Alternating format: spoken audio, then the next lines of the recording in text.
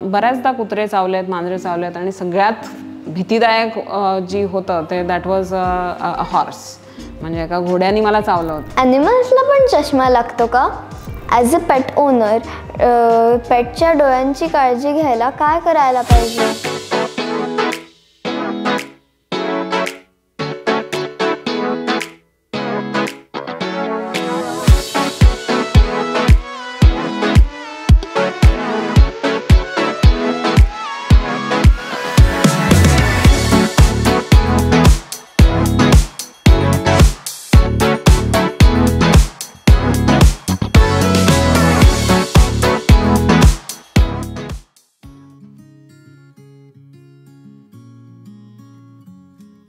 तुला as a doctor काम करताना एखादा फनी इन्सिडेंट झाला आहे का?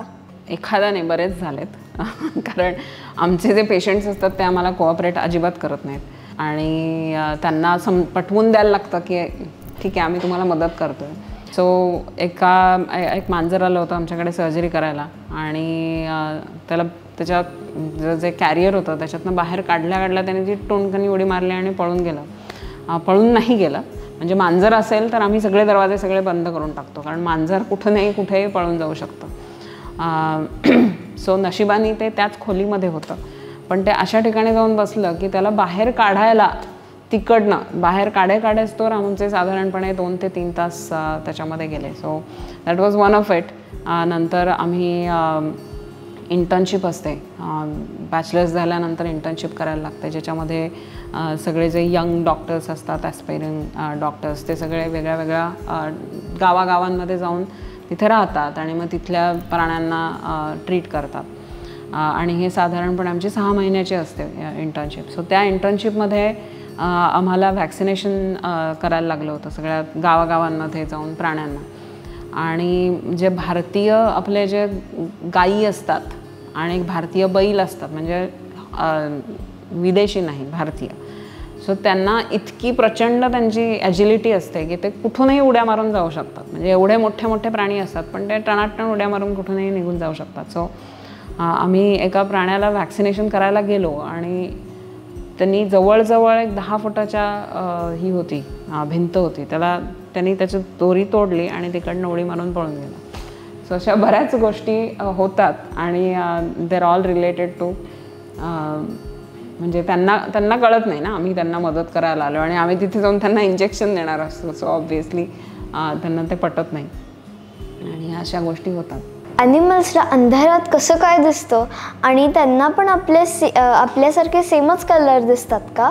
मी आधी जे म्हणलं की प्रत्येक प्राण्याची दृष्टी जी डेव्हलप झालेली आहे ती म्हणजे जे एव्होल्युशन झालेलं आहे ते त्या पर्टिक्युलर ॲनिमलच्या नीडप्रमाणे झालेलं आहे. आता नीड काय असते की समजा आता हे जे सगळे प्राणी आहेत ते जे इव्हॉल्व झाले ते जंगलामधल्या लाईफसाठी इव्हॉल्व झाले, राईट. सो कुत्रे, मांजर किंवा गाई किंवा जे कुठले प्रे, तर ह्याच्यामध्ये 2 प्रकार झाले, हे कुत्रा, मांजर, ससा, गाई, म्हशी वगैरे. सो त्याच्यामध्ये कसं असतं की ते प्रे आणि प्रेडेटर म्हणजे जो खाणारा असतो, म्हणजे ज्यांना जो झेप घालून मारतो दुसऱ्या प्राण्यांना आणि मारतो आणि खातो, त्याला म्हणतात प्रेडेटर. ओके. आणि देन प्रे ॲनिमल्स असतात ते म्हणजे ज्यांना मारून खातात ते प्रे ॲनिमल्स. सो ह्या दोन्ही प्रेज आणि प्रेडेटर्स हे साधारणपणे हा जो खेळ असतो तो रात्री मेनली असतो आणि रात्री ज्यांना ॲक्टिव्ह असायचं असतं so that they can catch prey and eat, or जे प्रे असतात त्यांना प्रेडेटर आलेला दिसला पाहिजे आणि पळून जायला लागतं त्यांना, म्हणजे ते दिसलं पाहिजे. सो अशा ज्या सगळ्या ह्याच्यासाठी जे इव्होल्युशन झालेलं आहे सो त्यांना ती रात्रीची दृष्टी असणं हे खूप महत्त्वाचं असतं आणि त्याच्यासाठी त्याचा जो रेटिना असतो त्याच्या मागे एक मिररसारखं स्ट्रक्चर असतं, त्याला म्हणतात टॅपेटम ल्युसिडम. त्याच्यानी त्यांच्या डोळ्यामध्ये जो अगदी थोडासा जरी लाईट असेल, आपण अंधारामध्ये गेलो, अगदी पूर्ण अंधारामध्ये कुठेतरी थोडासा लाईट असतो, सो तो थोडासा जो लाईट असतो तो आतमध्ये जाऊन रिफ्लेक्ट होतो आणि ते रिफ्लेक्ट झाल्यामुळे त्यांना ते एखादी इमेज जी आपल्याला अगदी अंधारात फारशी दिसत नसेल ती त्यांना खूप छान उठून दिसते. So that is one thing. आणि दुसरी गोष्ट म्हणजे त्यांच्या डोळ्यामध्ये जे इव्होल्युशन झालेलं आहे, ज्या प्रकारे तो डोळा तयार झालेला आहे. सो आपल्या डोळ्याच्या आतमध्ये 2 प्रकारचे फोटो रिसेप्टर्स असतात, एक रॉड्स आणि कोन्स. आणि हे जे फोटो रिसेप्टर्स असतात त्याच्यामध्ये रॉड्स जे असतात ते रात्रीच्या दृष्टीसाठी असतात आणि कोन्स जे असतात ते दिवसाची दृष्टी, आपल्याला किती चांगलं दिसतंय, कलर्स किती चांगले दिसतात वगैरे वगैरे. सो प्राण्यांच्या डोळ्यामध्ये जे नॉक्टर्नल ॲनिमल्स असतात त्यांच्या डोळ्यांमध्ये जवळजवळ 80% of their retina is covered with rods. म्हणजे त्यांचा जो रेटिना असतो त्याच्यामध्ये रॉड्स जेवढे जास्त, एखाद्या रेटिनामध्ये रॉड्स जेवढे जास्त तेवढी त्यांची नाईट विजन जास्त, त्यांचं मोशन जे डिटेक्शन असतं ते जास्त चांगलं असतं. आणि बिकॉज त्यांचं जवळजवळ 80% रेटिना रॉड्सनी कव्हर्ड असते, सो त्यांना रात्रीचं चांगलं दिसतं, मोशन चांगलं दिसतं, पण त्यांचा जे कोन्स असतात ते कमी होतात, ते 20% असतात. त्यामुळे त्यांना जे क्लिअर दिसतं, आपल्याला जे अगदी क्रिस्टल क्लिअर दिसतं तेवढं त्यांना क्रिस्टल क्लिअर दिसत नाही. त्यांना साधारण मोशन डिटेक्शन खूप चांगलं दिसतं, अंधारातलं दिसतं बरं, पण त्यांना कलर्स एवढे खूप खास दिसत नाहीत. त्यांना लाल रंग व्यवस्थित दिसत नाही. त्यांचा जो स्पेक्ट्रम आहे त्याच्यामध्ये त्यांना ब्लू, ग्रीन आणि येलो हे कलर्स साधारण डर्टी कलर्स साधारणपणे दिसतात, एवढे काय खूप खूप छान दिसतात असं नाही. सो सगळ्यात महत्त्वाचं काय आहे याच्यामध्ये की त्यांचे नीड काय आहे त्या प्राण्यांची नीड अशी आहे की प्रे ॲनिमल्स असतात त्यांना प्रिडेटर दिसला पाहिजे रात्री, म्हणजे मोशन दिसली पाहिजे.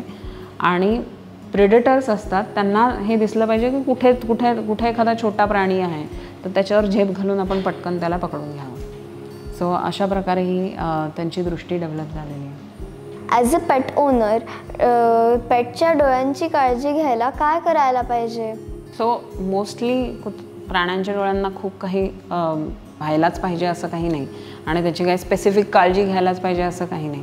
पण जर का तुमच्याकडे काही स्पेसिफिक ब्रीडचे कुत्रे किंवा मांजर असतील, फॉर एक्झाम्पल पग्स किंवा शिझूज किंवा पर्शियन कॅट्स, म्हणजे कसं आहे की ज्यांचं नाक असं पूर्ण आतमध्ये गेलेलं असतं, हे नवीन ब्रीड्स आहेत सगळे प्युअर ब्रीड ॲनिमल्स, ज्याच्यामध्ये नाक आतमध्ये आहे, डोळे खूप बाहेर आलेले आहेत. सो हे जे प्राणी असतात त्यांना डोळ्यांचा खूप त्रास असू शकतो आणि त्याचं कारण म्हणजे त्यांचे डोळे अननॅचरली बाहेर असतात आणि हे आपण माणसांनी ब्रीडिंग करून आपल्याला छान दिसतं, ह्युमनॉइड दिसतात म्हणून आपण साधारणपणे हे असे डेव्हलप केलेले ब्रीड्स आहेत.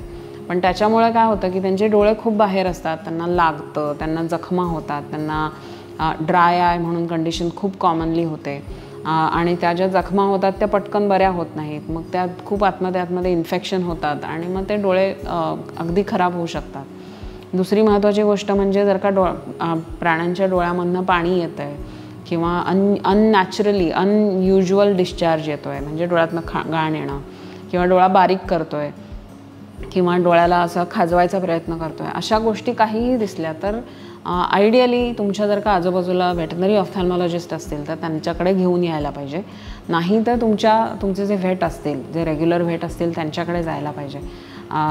अदरवाईज खूप काळजी घ्यायला लागत नाही. जर का थोडासा डिस्चार्ज येत असेल तर त्याचं व्यवस्थित साधारण गरम पाण्याने किंवा कोमट पाण्याने डोळे साफ करणं किंवा मधनं डोळे चेक करणं स्वतःच. दुसरी गोष्ट म्हणजे जर का तुम्ही लहान पपी आणलं घरी तर त्याचे साधारणपणे त्याचे पाय, त्याचे हात, त्याचे नाक, त्याचं तोंड तपासा. तुम्ही त्यांना, त्या प्राण्याला सवय लावली पाहिजे. आणि जर कधी काय होतं की तुम्ही अगदी त्यांना खूप प्रेमाने वाढवलं पण जर का तुम्ही त्यांच्या डोळ्यामध्ये आय ड्रॉप टाकू शकला नाही, काही ॲनिमल्स ॲग्रेसिव्ह होतात. जर का त्यांच्या डोळ्यांना हात लावायची कधीच त्यांना सवय नसेल, पायांना हात लावायची कधीच सवय नसेल आणि मग जर का त्यांना काही आजार झाला आणि मग आय ड्रॉप्स टाकता येत नाहीत जे त्यांचे पेट पेरेंट्स असतात त्यांना, सो अशी सवय लावावी की त्यांचे डोळे तपासावे, त्यांचं नाक बघावं, तोंड बघावं, हात बघावे. आणि अशी जर का सवय लावली तर मग नंतर कधी खूप पटकन तुम्हाला काही डिसीजेस असतात तर ते पटकन डिटेक्ट होऊ शकतात आणि तुम्ही योग्य वेळेला व्हेटची मदत घेऊ शकता. आणि कधी त्यांना जर का डोळ्याला काही झालं तर तुम्ही आय ड्रॉप इझिली टाकू शकता. सो अशा प्रकारे आपण काळजी घेऊ शकतो. असा कुठला तुझा एक्सपिरियन्स आहेत का जिथे तू कुठल्या तरी ॲनिमलला वाचवलंस? म्हणजे आम्ही तर दररोजच वाचवत असतो, पण कसं असतं म्हणजे मी लहानाची मोठी मी सांगितलं की शेतावरती झाले आणि माथेरानचा बायथा म्हणजे नेरळ, आणि माथेरानमध्ये खूप घोडे असतात. सो त्यांचा जेव्हा सीझन असतो म्हणजे टुरिस्ट सीझन असतो तेव्हा ते सगळे ते घोड्यांना वापरतात.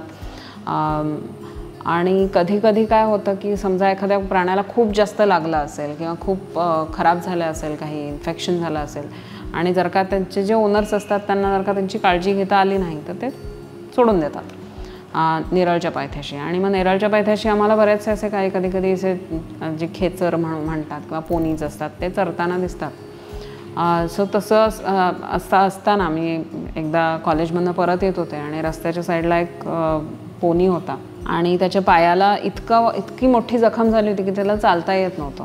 आणि बऱ्यापैकी डिग्लविंग इंजुरी म्हणतात त्याला, म्हणजे बेसिकली इथे काही स्किनच नव्हती, पूर्णपणे खराब झालं होतं. त्याला मी बघितलं, तिथे आजूबाजूला विचारलं की ह्याचा कोणी ओनर आहे का, मालक आहे का.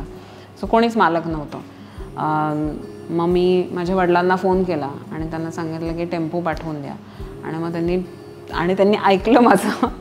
खरं तर एवढं म्हणजे that was a big deal, पण त्यांनी टेम्पो पाठवून दिला, माणसं पाठवून दिली. मग आम्ही त्या घोड्याला टेम्पोमध्ये टाकलं आणि त्या घोड्याला घेऊन आम्ही आमच्या शेतावरती गेलो. आणि मग त्याचं खूप दिवस त्याची मलमपट्टी करून करून करून त्याचं साधारण तिथे त्याला ॲक्च्युली त्याचं सगळं जो घोड्याचं हूफ असतं ते पूर्णपणे निघून गेलं होतं आणि ते सगळं रॉ होतं. सो जेव्हा घोडा जो एवढा हेवी प्राणी असतो त्याला 4 पाय लागतात, 3 पायावरती ते नाही चांगलं हे करू शकत. तर मग त्याचं ते पूर्ण हिलिंग केलं आणि मग त्याला नवीन एक शू बनवून घेतला आम्ही. आणि असं करून मग नंतर पुढे तो जवळजवळ 2-3 वर्ष अगदी आनंदात राहिला.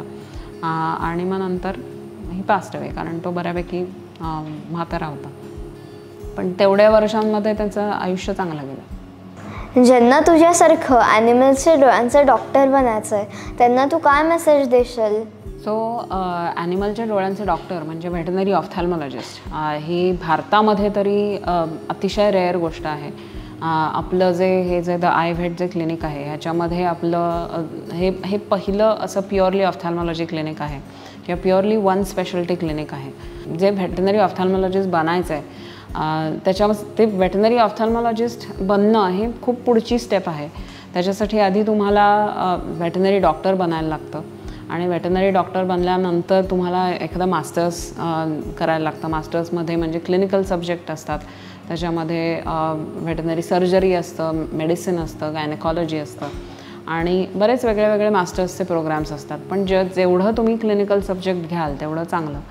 आणि त्याच्यानंतर जर हे सगळं करताना तुम्हाला जेवढा इंटरेस्ट असेल व्हेटनरी ऑफ्थॅल्मॉलॉजीमध्ये मग त्याच्यानंतर पुढचं जे ट्रेनिंग आहे ते आपण आपल्याकडे ट्रेनिंग देतो.